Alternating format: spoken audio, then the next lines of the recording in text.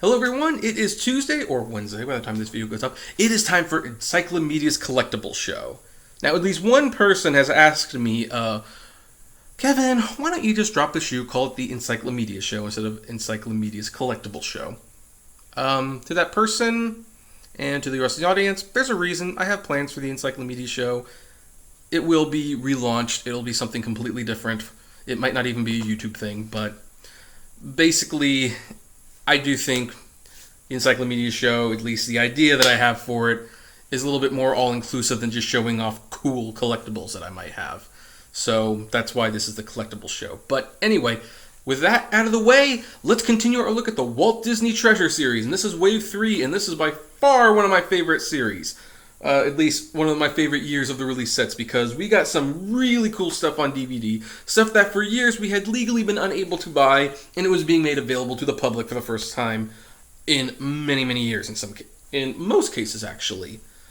This was also a turbulent time for the series, because this was the brainchild of Roy Disney, Walt Disney's nephew, and the head of the Walt Disney Animation Department at the time. And the year this came out, several months before the release, Roy was forced to quit Disney by then CEO Michael Eisner. And feeling a little slighted by that, and probably for good reason, Roy launched a Save Disney campaign in hopes of ousting Michael Eisner, which, on a side note, I think we need to do the same thing with Bob Iger. He's not doing a very good job right now. But anyway, aside from that side note, and here's the thing. Roy's signatures, you're going to see, has been on all these sets so far. So there is some question whether or not the sets would be released. And if they were released, would poor sales be used as an excuse to cancel the line altogether the following year? Even though, they were only made in 100,000, 200,000 copies each. They were never intended to be a million unit seller in the first place. Who knew? We didn't know, but what we did know is at the time, if this was going to be the end, what a great way to go. So let's start with Mickey Mouse in Living Color Volume 2, which says 1939 to today, which was a little presumptuous. We have had subsequent Mickey Mouse cartoons, most of which aren't very good, I'm sorry. But now one thing you might notice is that they actually took off the numbering. Now, here's why they did that, and I don't blame them. It's because even though this was not the most high-selling item, when you go to Costco or something, or whoever was selling it, you'd have people kind of looking through the sets, looking for the smallest and lowest number. So they kind of had to change that, and I'll show you what they replaced it with in a moment. You can see the back, it's highlighting Fantasia, and as you can see, there's Roy's signature, along with Leonard Moulton's. So, let us open this up, and this is what they replaced it with, a certificate of authenticity, and it shows you the number, how many they produce, and the number which you got. I got 145,590 out of 175,000. So they actually made more copies of this set than they did the last one. And, yeah, I actually think that's kind of cool, personally. Now, here's the lithograph that we got in this one, and I forgot in the last episode to do this. I'm sorry. I'm not going to go back and redo it again, but on the back of the lithograph it says, "The Sorcerer's Apprentice is thought by many to be Mickey Mouse's finest role. It's no surprise considering that Walt Disney had intended it that way." And I largely agree with that. And that's the first disc. And there's the second disc. Now, one thing that I do want to say about the Mickey Mouse Collection 2 is that while Mickey Mouse cartoons had largely been made available, this one actually presented at least one that the public had been denied seeing in any legal form since its theatrical release, and that was the Academy Award nominated Runaway Brain. This was the cartoon that was supposed to relaunch Mickey Mouse into the public's eye. It was supposed to make him a strong character again. And the storyline involves Mickey Mouse's brain being switched with that of a monster. So Mickey is in the monster, and the monster's in Mickey. And you see Mickey doing some, as the monster, mind you, you see Mickey doing some pretty scary things. And it scared the crap out of the suits at Disney.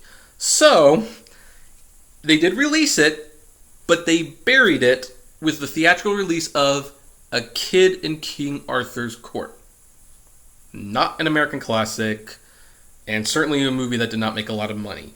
And they had never released it on video. They were trying desperately to pretend it didn't exist. Well, with this, you can own it. Also, this includes things like Mickey's Christmas Carol. So, there, and The Prince of the Potter. So, this was definitely worth it. If this was the last Mickey Mouse cartoon set, it would be great, but they had at least one more to go. And since Mickey wouldn't be around much longer, they also decided this was a good time to start releasing Donald. Now, Donald Duck, aside from Mickey Mouse, is the only character to get 4 sets in the Walt Disney Treasures lineup to get all the cartoons. 4. That's how popular he was. There's the back, if you can see that. And let's look at the lithograph and the certificate of authenticity. Of course. Okay, now, this one had 165,000 copies made. I have 130,336. That's the number I have. So a couple thousand copies less than the Mickey Mouse one, but there you go. Was the lithograph for Donald's Vacation. And the trivia on the back says, like many stars, Donald Duck's footprints are preserved in cement in front of Grauman's Chinese Theater in Hollywood, California.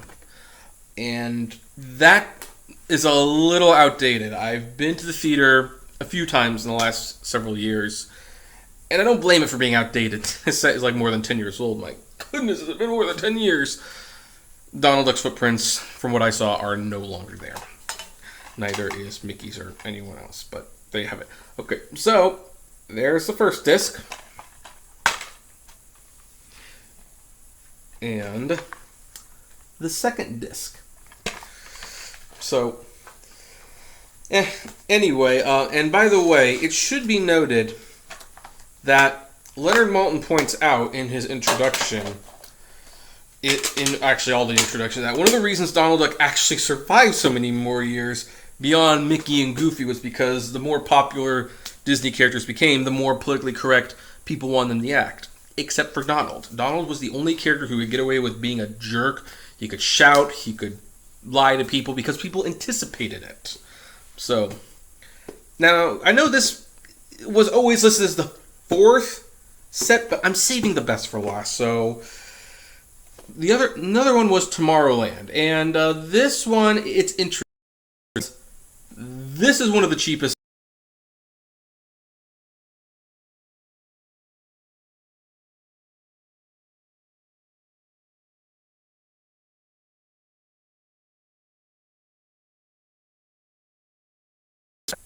Like, the theme of Tomorrowland, like, it's... How do I put this? It has a few Disneyland episodes about Tomorrowland, but it mainly has documentaries and space movies of what Disney thought the future would look like. It also had educational programs where Disney, like, supported NASA and stuff. And the most notable feature on this set is a TV special, which was arguably one of Walt Disney's final television appearances, where he announces Epcot and what his vision for Epcot is. And if I recall, Epcot stood for Environmental Protocol City of Tomorrow. And it was not going to be a theme park, it was going to be a city that you would live in. And you'd live there, it would be a futuristic city, you'd have jobs there. The original Epcot was far more ambitious than what we ended up getting. Not that there's anything wrong with a theme park, but it kind of showed how different Disney was. It's like once he'd gotten cartoons out of the way, he moved to features. And when he got done with features, he moved to theme parks. Then near the end of the theme park lifespan, he was looking towards housing. I guess Disney really was building a corporation, whether he realized it or not. But anyway, so this one, I mean, and it's interesting. I haven't watched it as much as some of the other ones, but it is interesting. And here's the funny thing about this set being fairly easy to find, even all these years later. It was actually the one that they made the least amount of copies of this wave. 105,000 copies. And I have 99,145. That's the number I have. This is the lithograph that came with it. With the trivia being, Space Station X-1 invited Disneyland guests to circle the Earth from 50 miles up for a satellite view of America. Which, no, they didn't actually launch people into space. They just, recorded stuff and showed it. The discs on this one are kind of strange, I'm not going to lie. This is the first disc. I mean, I know it's an alien, but it kind of looks like a fish. And this is the second disc. And another thing I want to say about this set before we move on to, in my opinion, what was the really cool one, is that this is ironically one of the more relevant Walt Disney Treasure sets, because as discussion turns to space travel and Mars colonization, among other things, some of the ideas in this still seem oddly possible, because they didn't actually have a science for how we were going to do these things. It was just, this is what we think we can do in the future. And now we're getting closer where we might actually be able to do some of them. So, yeah, check this one out if you can. It's really interesting. And now, in my opinion, one of the top 3 Walt Disney Treasure sets. This is one of the ones I've watched the most times. It's really awesome. I'm amazed it was greenlit to be released at all. Walt Disney on the Front Lines. This is a collection of cartoons, propaganda, and commercials that the Disney Company made during World War II, when, the studio was being recruited by the U.S. Army to help encourage people to buy bonds and stuff to support the war efforts. And what's especially cool on the back is, as you can see, they actually have the strip militarized. I think that is really cool. Some of the cartoons on this are horribly racist, and they're very outdated. So I just want to put that out there right now. However, they're fascinating to kind of see what the mindset was. Like, one of the highlights of the set is DeFuhrer's Face, which won an Academy Award for Best Animated Short, where Donald Duck dreams he is a Nazi building bombs. It is, at one time, on one hand, incredibly racist. The Germans do not come off looking very good in it. On the other hand, it's also strangely patriotic in a way, where it was kind of like a wake-up call, where it was like, through humor, they made fun of Hitler, his overzealousness, and how we were still lucky to be living in America. Other shorts were like Commando Duck, where, again, horribly racist, but it's really funny at the same time. Basically, it's about Donald Duck taking down an entire Japanese army camp and doing absolutely everything wrong, and not even realizing he's doing anything right. So, But aside from just the cartoons, they also had training videos that had, for many years, been declassified, and now they've been declassified, so they can show them.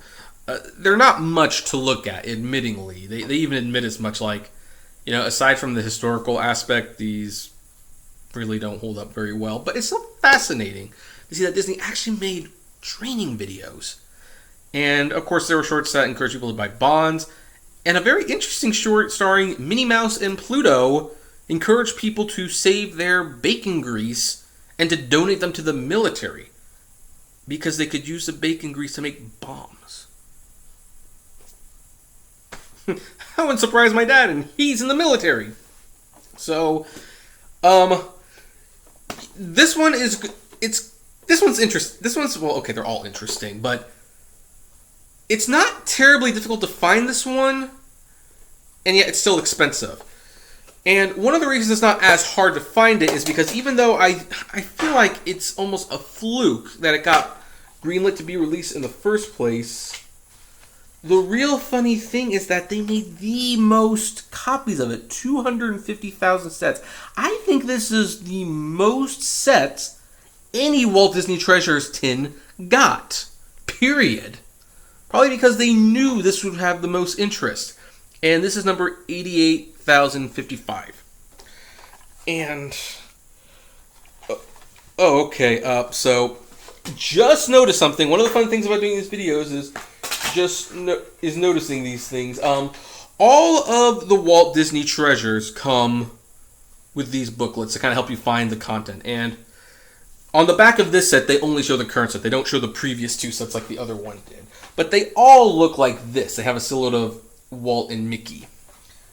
And I just saw the video stutter, so if the rest of this video is out of sync, I'm sorry. I'm not going to stop it because we're almost done.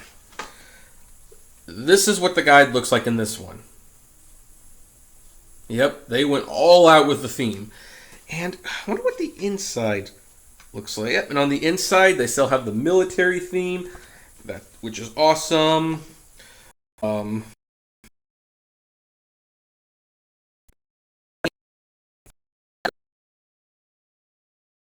Effort against the Axis powers. I don't have time to explain what the Axis powers are, but chances are you learned about it in the 3rd grade if you were paying attention. And now, with the exception of these two things, which are on the inside, for the most part, for the most part, Disney kind of kept their characters off. This is what the first disc looked like, and this is what the second disc looked like. Very, very straightforward, militaristic. So, that was... Now, as for how much these sets are going to set you back if you decide to hunt them down, let's see here. This will cost you between $100 and $200, more if it's new. This over $200 to $300, more if it's new. This you could probably get for $50 or less. And again, you can actually find this in some stores still. It's amazing. And this, it kind of just depends on the time. I've seen it go as high as $300 and as low as $20. I just don't know. So this is Wave 3 of the Walt Disney Treasure set. However, remember that little debate between Roy Disney and Michael Eisner? Well, it would affect this series in Wave 4. And we'll talk about it then. See you next time. Like, favorite, share, subscribe, and as always, play responsibly. Have a good one.